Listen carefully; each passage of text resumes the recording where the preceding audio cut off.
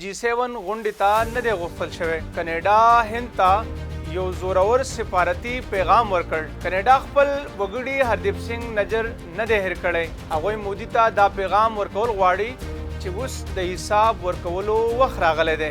هغه مودي چې ځان یو لوی لیډر ګڼي اوس د نړۍ ستر لیډران د هغه نه مخ اړوي.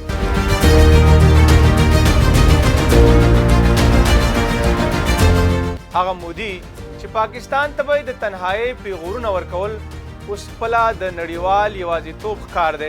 دا نه یوازې صرف په بلنه کې نظر انداز کول دي بلکې دا یو خبرداري او یو غیر رسمي سزا ده.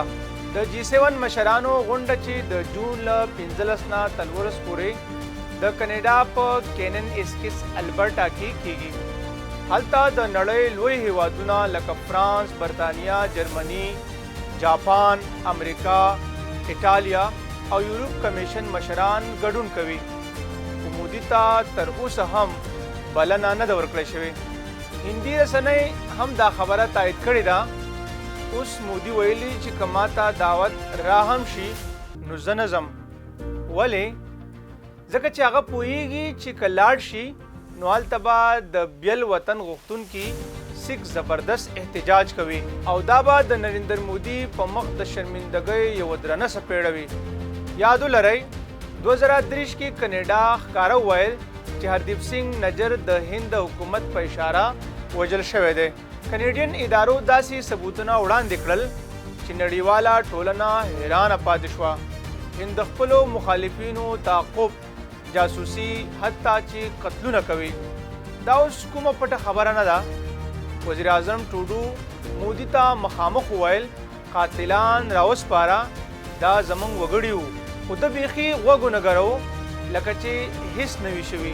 اوس بیا هماغه G7 غونډه ده خو دا ځل کاناډا مشري کوي چې پکې مودي ته بیخي واښه نه دي اچولي.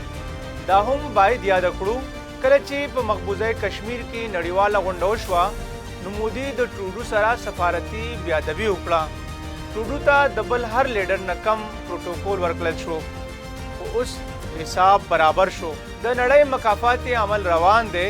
مودي د خپلو کرتوتونو د لاسه د تنهایی ښکار شوی دی. سکھ ټولنو، د بشري حقونو ادارو او سکھ فیډریشن هم یو واضح پیغام ورکړل. فاشیست مشران چې د مذهبي ازادۍ خلاف وي هغوی ته نړیوال فورمونو کې ځای ورکول انتهایی خطرناک دي. د هند دننه هم خلک بیدار شوي دي. راهول ګاندي وایي BJP او RSS بزدله خلک دي، تش شور کوي خو دباو ته د ټینګې نه دي. هغه هم ویل یو فون کال، یوه اشاره او مودي وایي چې جی حضور. دا خبره نن ټولې نړۍ ته ښکاره شوې ده. نریندر سرنډر دا اوس د مودي نوې پیژنګلو ده.